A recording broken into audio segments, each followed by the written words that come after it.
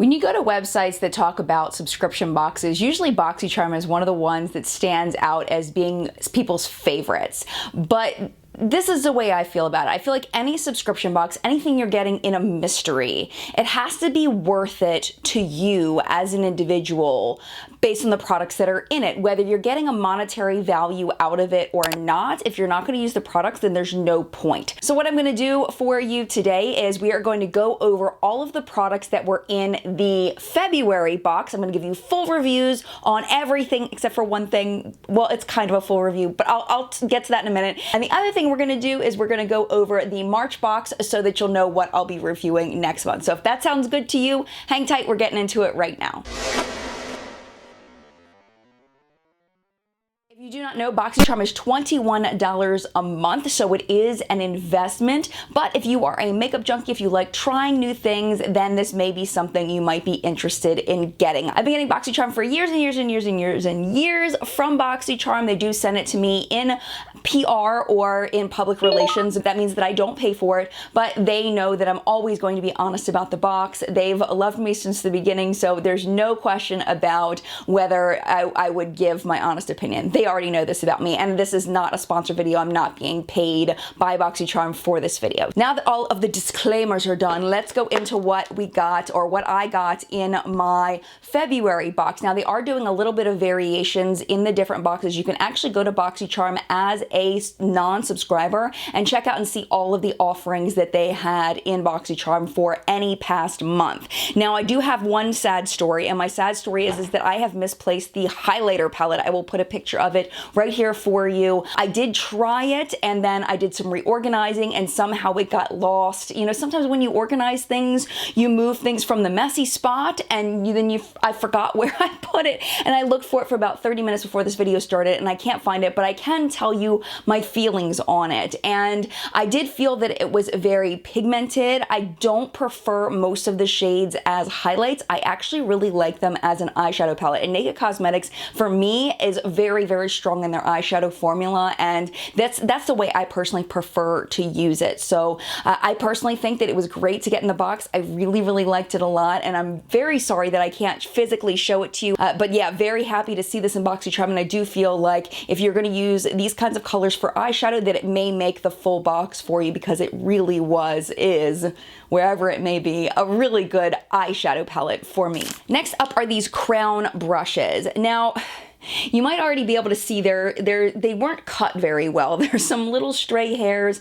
in a few of the brushes. This one just fell out. I haven't washed them yet. I find these to be pretty mediocre brushes. I had some trouble with the eyeshadow brush. It's fine, but I don't feel it picks a product all that well. I feel like I really need to pack and build and pack and build, and I think it's because this brush is very, very fluffy, and along with being fluffy, it's not very dense. There aren't a ton of bristles in here, so the product kind of, it's almost like a blending brush, but it's too flat to be a blending brush. It like kind of doesn't know what it wants to be, so I don't really like this brush much. These I liked better. I've been using this one for packing powder underneath my eyes, and this has been working very well for that. That's really all I can see using this for, except for maybe highlight, but it's too small for contour for me, too small for blush, too big for eyeshadow. It's another one, it's just a weird shape. This one I find to be the most functional, the blushish brush. I do like brushes that are this shape. This one I'm happy to have. I feel like it picks up product nicely and applies it very nicely for a nice wash of color on the cheek. So this works really well with pigmented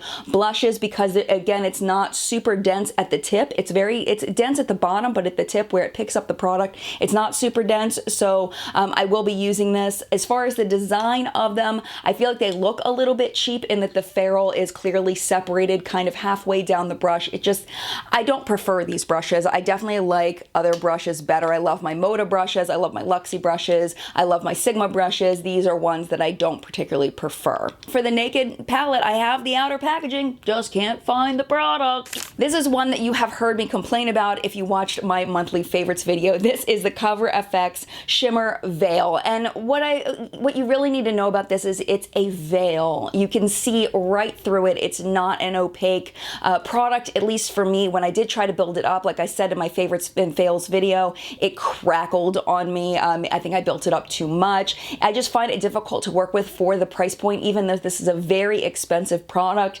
If you buy retail, I don't think I'm going to be continuing to use this. I think I'm going to pass this on to a friend because I have applied it with the doe foot applicator, put it back in. So I'm going to pass this on to a friend that doesn't mind that I've dabbed into it. I know exactly who I'm giving it to. So Amarina, if you're watching this, I'm bringing it over on Tuesday. Product that I did really like was the Makeup Geek Nude Pencil. I don't like I've said this multiple times, I don't like when brands name a color this shade nude because everybody is a different color when they're nude, and this just, it irks me. But if there was a range of nude, if they had light nude, medium nude, deep nude, I would feel a lot happier about it. But besides the name of it, it is a very nice product. It is by Makeup Geek. It's very creamy. What I use this for is to brighten up the waterline, and it works very, very well for that, for just really making my eyes open up. Sometimes I just use it right in the inner tear duct, and it just kind of opens my eyes, and I love it. The lasting power on it is really good. It will last me through a day. It does kind of fade in my waterline a bit, but it does stay on the lash line. So, and that's pretty typical for me. It's very rare that I can get a product to actually last in my waterline because it's constantly watering.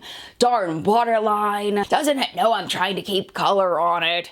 But yeah, overall, really good product. Really like this. Love Makeup Geek as a brand in general. And then the last thing is actually on my eyes today. It's the sparkly bits that are on my eyes. This is the Bellapierre, and it is called Sparkle, and it's just a loose glitter. Really like this a lot for what it is. You definitely need a glitter glue for it, or else it just falls everywhere. There's no adhesion at all on its own. You need a glitter glue. I can see people tapping it onto the collarbone. I personally wouldn't put it on my lips because it does have kind of a sandy texture, so I don't prefer that, but I do love it on my eyes. I think it's very, very pretty. And it's fun, so this is definitely a win for me.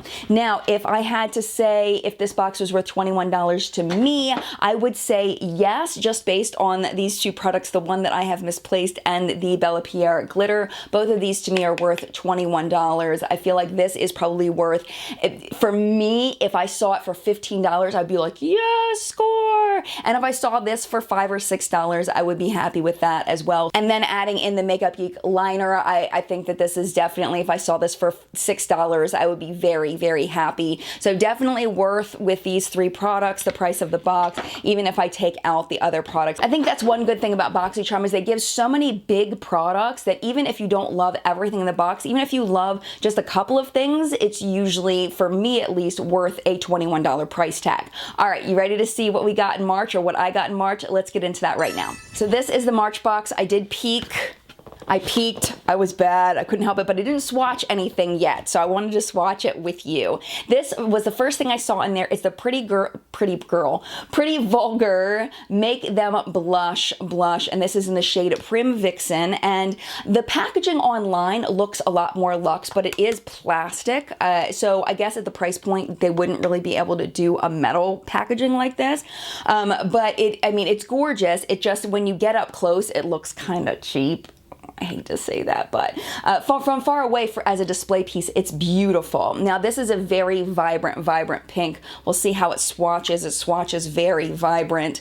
This is something I'm going to have to apply with a very light hand. I don't typically wear purple-toned pink blushes. They're just not my style, so worst case, I will pass it on to my friend that has a deeper skin tone. I think this would look gorgeous on her, but for me, this is probably not going to work out as far as the shade goes. It does seem like it's quite pigmented, so we shall see on that. Next, we got a Bellapierre Volumizing Mascara. Let's go ahead and open that up and check out the wand. Bellapierre, I feel like it's a lot of misses for me. Every once in a while, I get a hit, like the glitter on my eyes today I do really like, but I never get super excited when I see Bellapierre. All right, this is, I can tell already, this is probably not going to work well for me just from the shape of the wand. I know that sounds very, very judgmental, but I'm being judgy. That's my job as a reviewer. But I'll tell you for sure next month, the bristles are way too far spread apart. I always have trouble with brushes like this actually doing anything on my lashes.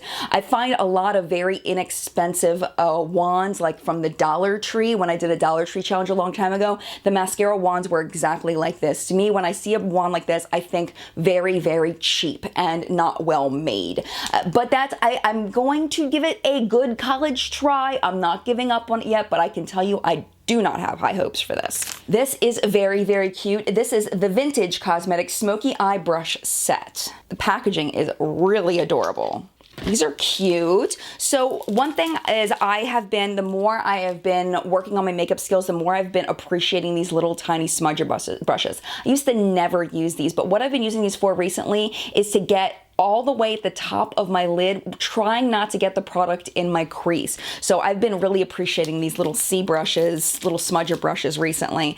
And then this here is very nice as well. This is gonna be for packing on color. It feels very synthetic, but it doesn't feel pokey at all. But again, very small, which I do like. And this is also nice for people with smaller lids as well. Okay, and then this one is gonna be for blending, which will be nice. It's kind of an angled, fluffier blending brush. So I just noticed that they have numbers on them. This one says step 1 for the money. This one says step 2 for the shadow.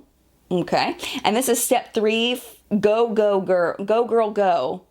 I don't quite get the references. I'll have to maybe look on their website and see if I can figure out the references, but they do look like a very nice brush set. They feel good. They don't have a particularly heavy weight or anything to them, but I really do think they are very promising looking, and I will be back next month to let you know.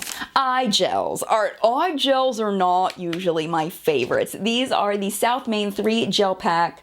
They're supposed to reduce puffiness, reduce dark circles, and moisturize the under eye area. The reason why I don't prefer these is I do find them to be overpriced typically for what they are, because they are one-time use like face masks, where I would personally rather get an eye cream that costs $30 or $40 that's going to last me a very long time, rather than single-time use things. It's nice. The same thing with face masks. The directions say on here to use promptly after opening for best results, use for 3 consecutive days. So that's what we will do. I will take before and after pictures for you so we can see if there's any results from these. And then the last thing in here, I've been seeing some people with pictures on Instagram of their use of this. This is the BoxyCharm and Pure eyeshadow palette. It looks very, very nice. Pure eyeshadows for me have been pretty good. I've been enjoying them. So when I swatch them, they feel, let's see, that feels very chalky. Oh no.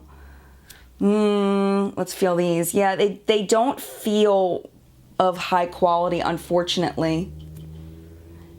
I just have this, there's like this feel of cheap Chinese eyeshadow.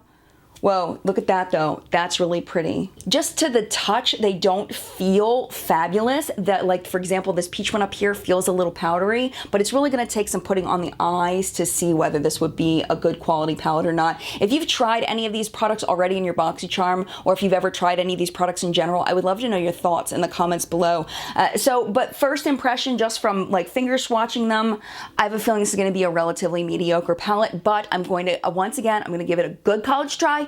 We're gonna be fair and we're gonna see whether this is good or not. So we've done everything. That is everything that I got in my March box. And again, make sure you subscribe if you're not already subscribed to make sure you don't miss the video for next month. One thing I've learned recently about YouTube is YouTube has decided not to notify subscribers of all videos they're subscribed to. So for example, let's say out of my 9 videos a week, you only watch 2. Because you're not watching my content every single day, they may just not notify you when my videos go live. So if you want to make sure you are notified, you can hit the bell down next to the subscribe button, and then it'll make sure that you are notified. And you can turn off your email settings if you don't want an email. If you just want notified when you log on to YouTube, you can turn all of that off in your settings if you want to. But that way it makes sure that you do get that in your subscription feed. Make sure you do that with everybody that you really want to know when their content goes live. It's a a real thing. I know I've turned on notifications for all the channels that I want to make sure that I watch every single time they upload. Those of you that do watch a lot of my content, thank you so much for being here. I truly appreciate it. We all have busy lives, we have things to do, and just the fact that you want to take time out of your day to hear what I have to say really means so much to me. Mad love to you. I appreciate you, and I will see you in a video very, very soon.